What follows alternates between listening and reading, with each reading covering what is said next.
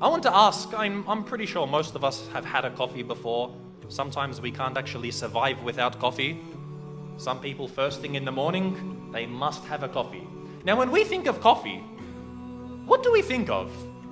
If I were to say, for example, pizza, what would you think of? Which country would you think of? Italy. If I was to say sushi, what would you think of? Japan.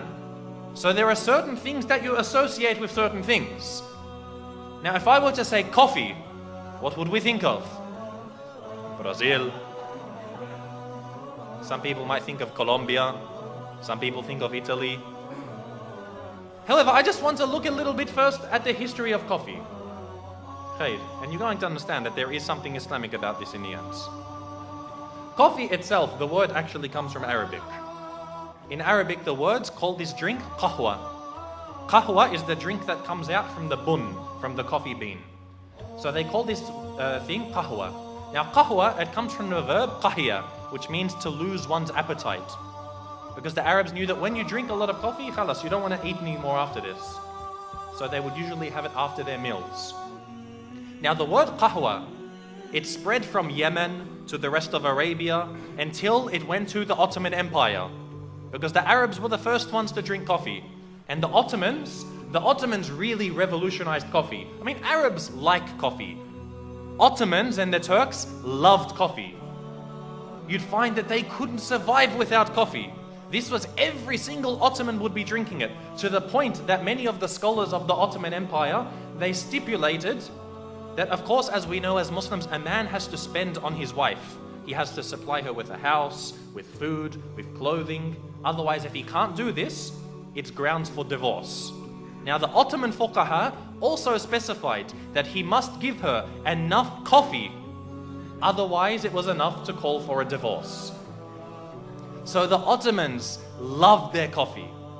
However, the Ottomans, as most of us know, as the Turks today, they can't pronounce the letter waw. Instead of waw, they say it like v. You've heard Ottomans, you've heard Turks when they say, for example, wallah. What do they say?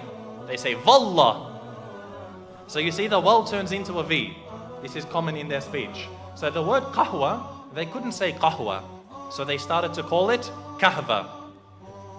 Now, kahva, when it began to spread, when the Ottoman Empire was attacking a lot of the nations of Europe, there was a specific time. It was actually the last instance of offensive jihad in our ummah.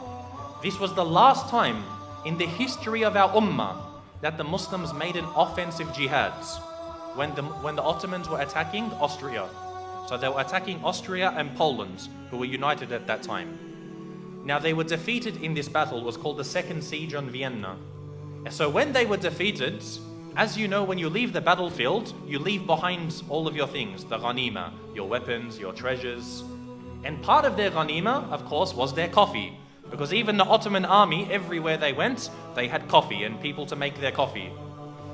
So they left behind their bags of coffee, and the Austrians and the Polish for the first time discovered this new drink.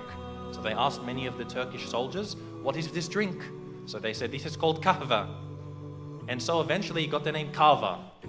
And then from the name kava, it turned into kafa, then into kafe.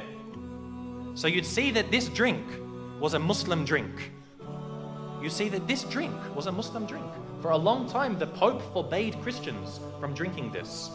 The Pope, he gave like a fatwa, and he said Christians are not allowed to drink coffee. It is haram for them. Until a while later, one of the later popes, he decided to reverse this decision. He got a bag of coffee and he baptized it in the church. So he said now coffee is a Christian drink.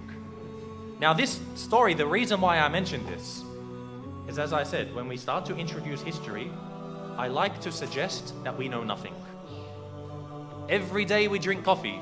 Most of us won't even know about this Islamic history, when there was a point that just drinking coffee could get you thrown out of the Catholic Church. You'd be accused of being a Muslim. Nowadays, everyone drinks coffee, but very, very few people know about this history.